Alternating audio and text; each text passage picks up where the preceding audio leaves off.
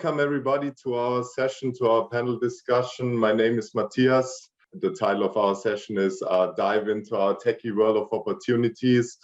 For this, I would like to welcome my wonderful colleagues, Katharina, Rizwan, and Jeremy. This session will be about our daily lives at SAP. Everybody's working on different projects and using different frameworks and solutions. As Sumit already mentioned, if you have any questions, feel free to use the Q&A button, and we will try to answer as many questions as possible in this session. If we cannot cover all of them, we will try to come back to you in the next couple of days with an answer. And now we would like to start with a short round of introduction. Katharina, I would like to hand over to you, ladies first. Thank you, Matthias. A warm welcome also from my side, and thank you for joining our panel discussion today. As you see on my screen, my name is Katharina Wollenberg. I'm currently Industry University Collaboration Lead at SAP Labs Munich. I started my SAP journey last year in March. I started as a developer and then changed to this position in the mid of this year. I come to SAP with a background in physics, and I did my PhD in astronomy. So that's for that. And regarding my leisure time activities, I'm a cineast. I have to say, I really love to watch movies and TV series, and I like to do sports such as mountaineering, hiking, and running. And with that, I hand over to Jeremy. Hello, also from my side, and good afternoon. As Katarina already mentioned, my name is Jeremy. I started my journey at SAP this year in March as a junior cloud native developer. In my free time, I like do a lot of with music, so play guitar and also go like hiking and in general, just go outdoors and do something with friends. My current position, I am currently in a Kima team, which is an open source project of SAP. So it's a very dynamic project. And maybe I can also talk about more regarding open source later on. And with that, I would hand over to Riswan. Hello, thanks, Jeremy. So I'm Rizwan. I'm a senior backend engineer with the production planning and manufacturing team in Munich. So about me, I come from India originally, and I studied engineering in India first, and then I used to work for SAP back there also. And then I left my job to join my master's in Technical University of Munich. I used to work for the German Space Center, and then for a startup, and then I joined back at SAP right now. My other interests are hackathons, and I like playing music and making portrait drawings. And yeah, I have a lot of other interests also. So I like traveling, surfing, martial arts, etc., etc. So yeah, so I just hand it over to Matthias again. Okay, thank you, Rizwan. A couple of words about me. My name is Matthias. I'm working as a front-end developer in the area of production planning. I'm actually a direct colleague to Rizwan. We started together working for SAP like 1.5 years ago. My background, I studied media informatics at the University of Regensburg, and after my master's, I moved to beautiful Milan, Italy, and worked as a front-end developer in a scale-up called Motorkey. Eventually, I moved to Stuttgart for 3 years to do my PhD together with Mercedes-Benz, and it was about the topic of navigation in the augmented reality head-up display. In my free time, as also Jeremy and Riswan do, also Katharina, I know we all like making music. I like playing the bass guitar. I like playing the guitar. I love going to concerts. I hope this will be possible soon again, because Munich obviously is a great place for that. I love sports. I do fitness and swimming. And maybe when the pandemic is over, I would like to go surfing again. Also like this one. And like almost everyone, I love to travel. I love getting to know new cultures and of course also new kitchens. Okay, then I would like to start with my first question. Rizwan, I know you are very happy at SAP. You love working for SAP.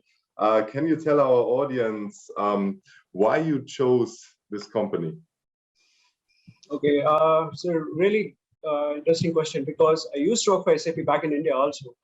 I used to work for them for close to 5 years, and I really liked the working culture in SAP in general, and I liked it even more in Germany because I work with colleagues who are way more experienced than me. So normally my colleagues are 20, 25 years at SAP, and they're smart people, you know.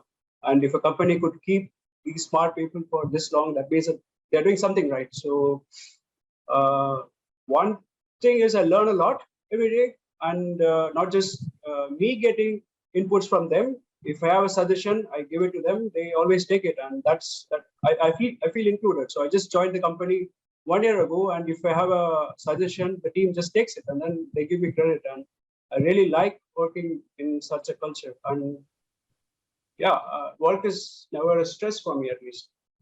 So that's why I love it a lot.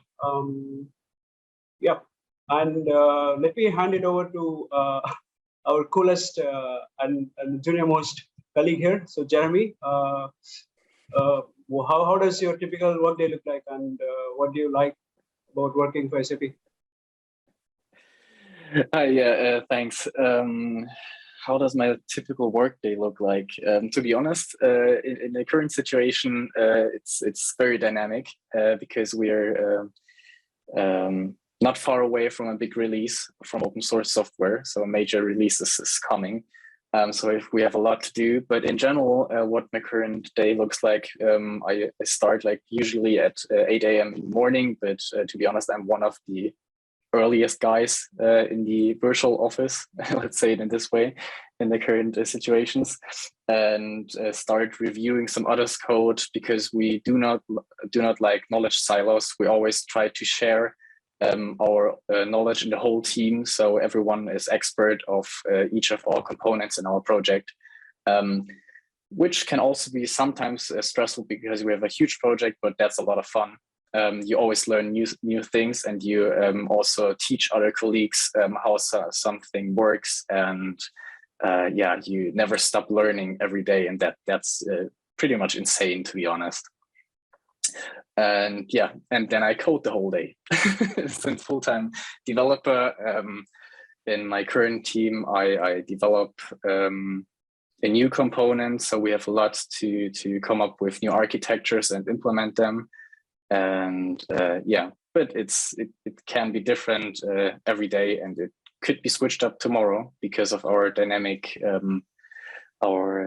situation right now in the project. But that's just our team scope right now. Yeah, and maybe just because you mentioned that you originally worked for SAP in India, Rizwan, before. How did you actually then look for jobs in Germany? How did it happen? And what was the experience? Okay, to be honest with you, I did not look for a job. So SAP looked for me. So it was a really interesting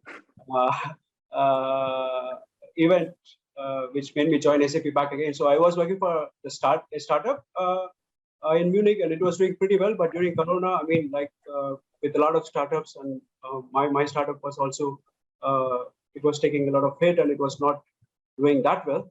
And I got a call from HR to join a football match, a Bayern Munich match in the Allianz Arena. So it was a recruiting event. I met my manager there. So they had a presentation for 5 to 6 minutes, and that's it. And we all watched football, and then we were talking, just networking with my future colleagues. And I really liked the environment. And it reminded me how it was when I was working back in India with SAP. So I just asked them to join, and then I had an interview, and then I joined. So it was pretty chill, pretty straightforward, and I really liked the whole atmosphere. And they even gave us free slots, you know. That was super cool. So I think it's pretty normal and chill. So yeah, then I would just want I would want to ask Matthias about his workday, because he is a front-end developer and UX advocate, and he explores a lot of opportunities to grow within SAP also. So I would just want to ask him to give his inputs on how his workday looks like and how we can grow within SAP. Yeah, thanks, Rizwan. Yeah, I mean, like everybody in this panel discussion, we all started working for SAP in the home office situation during this pandemic. And of course, things are very different from what they used to be. I mean, now we actually, Rizwan scheduled that in our meeting. We have this morning coffee routine that we actually meet for like 15 minutes and have a coffee together in Teams. So virtual coffee, unfortunately, only. Yeah, then we are working with this in this kind of Scrum mode. So we have a daily, every day, where we update colleagues, what we are working on, what problems we have, and what we will do next. And as Rizwan already mentioned, I'm mainly working as a front-end developer with technologies like the JavaScript-based UI5 framework. And now I actually got the chance, as I did some UX research during my PhD time as well, I have the chance that I can also have like a UX role, which is called UX advocate, and I can create mock-ups for new apps, for example, or new websites. I could do some UX research. I could take part in user studies and so on. And here SAP gives me actually the possibility to develop myself further and to learn new things. Also, we have a lot of trainings. Also, for me, I had a lot of front-end trainings, even for ABAP for backend, which was amazing. So I can also learn and see if I'm interested and maybe would change to that role one day. There are platforms we can use for free, like LinkedIn or Pluralsight. Everybody can just use them, which is great.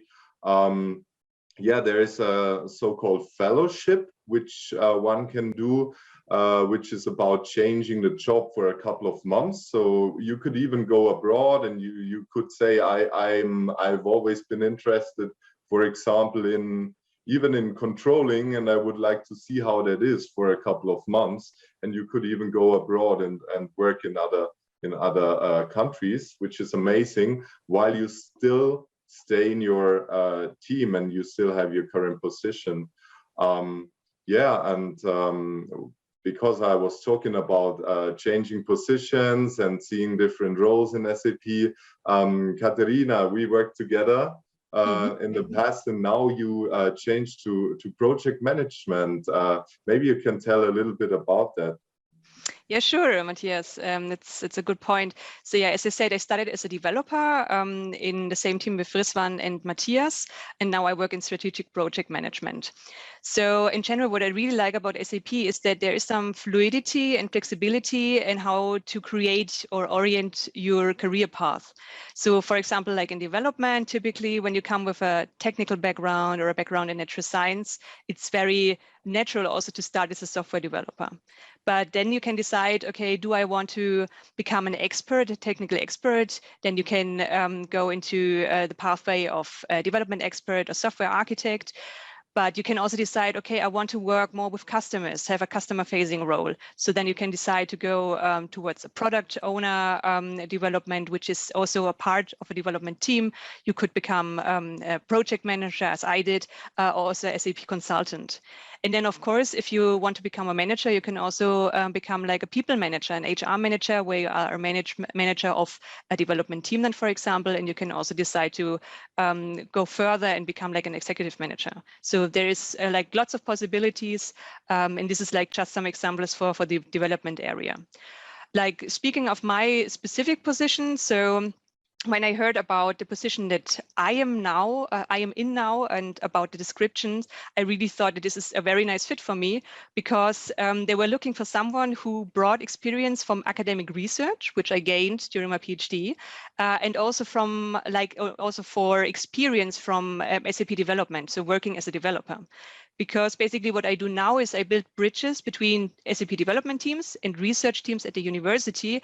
And you need to speak the language of like both worlds. You need to understand where things might be misunderstood, where challenges might arise. And so I brought this experience, and I found it very interesting to start a position in this intersection. And of course, like generally, you bring some basic requirements for your job. But then if you want to develop new skills, as you said, Matthias, there are many courses offered, or also self-paced courses that we can do. And SAP has a very supportive environment also to fulfill your career. So it's possible to change your career also within SAP. That was what I really like.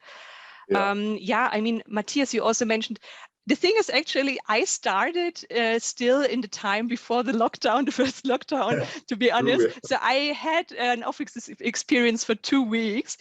But I mean, I know from you guys, Jeremy and Rizwan, you started really in the pandemic while we were like working from home office. How was this experience for you? I mean, how was the onboarding phase, for example? Maybe Jeremy, you can start first. Sure. Yeah, for me, it was actually pretty good, and it was very comfy, to be honest. Because when I started at SAP, it was everything I needed to work was sent directly to my home 1 week before I started. So that was very comfortable, and also like the technical onboarding with setting up my MacBook and everything else. It was first a phone call, and then we switched to Microsoft Teams. And so there was the whole time there was always a person available who helped me setting up everything. And everything was really automatic. And to be honest, I did not even have to do that much because everything was arranged. And yeah, I could start right away. And in general, the structure for working at home at SAP, it's very good. Everything was set up from the beginning. It is structured very, very well. And we also have a lot of different softwares we can use to actually work virtually. So in our teams, we do not strictly have to use one specific program. We can choose between lots of them.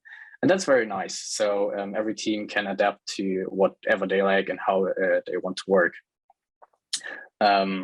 Yeah, at least that's the experience for my team. And also in general, SAP, we have this buddy concept.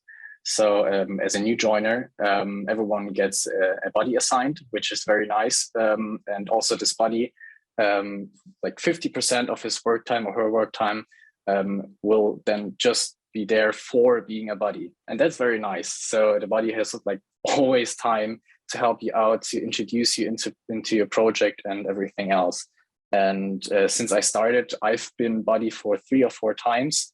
And for me, that's also very fun to teach other new joiners how we work and how the project works. And yeah, that's very nice. How is it for you, Rizwan? Yeah, it's similar for me. So like you, I joined during the pandemic also. So one day I was in the previous company, the next day I just started. They just mailed my laptop to my home. So I just opened it and then I just logged in. I faced some issues with the login because the network is super secure and because of all these issues. But I was given a constant contact with the support specialists. So they were always in contact with me and they helped me out to resolve everything quickly. And like you said, there's a buddy concept within SAP. So everybody's assigned a buddy. So I had a buddy who was one of the senior most developers in my team. So he's more than 50 years and he's super smart. And it was really nice to have conversations with him. And he was really nice. He answered all my questions. And also random people just wrote me asking if I'm doing well, if I'm working smoothly, if I have any questions. For example, Katarina just wrote me and she was part of the team. I never knew her. So this is how I first interacted with this. She just wrote me, hey, Rizwan, if you want some help with something, I'll be happy to help. And then we spoke and then we became kind of really good friends also. So I think it works. Even with the remote working culture, it works pretty well because people are nicer. So yeah, that's true. I think there are some questions, right, Matthias? Yes. Yeah, exactly. For example, there's one question I saw Jeremy already gave an answer, but it's about which languages are you guys using for coding? I mean, obviously, there are a lot of different languages and frameworks and projects. Maybe we can start with like topics that SAP is focusing on at the moment. Katarina, I think you have a pretty good overview. Maybe you can tell the audience a little bit about it. So yes, yeah, I mean, in general, you know, SAP creates or develops business software that tries to cover all the business processes that you might encounter in a company, also between company, speaking of supply chains, for example. So basically we have our logistics area, we have the finance area, finance accounting area, HR area, e-commerce, you name it. But we have like also overarching topics. So one very current urgent topic, of course, is sustainability. We have been working with sustainability topics also for a couple of years. We have at SAP this so-called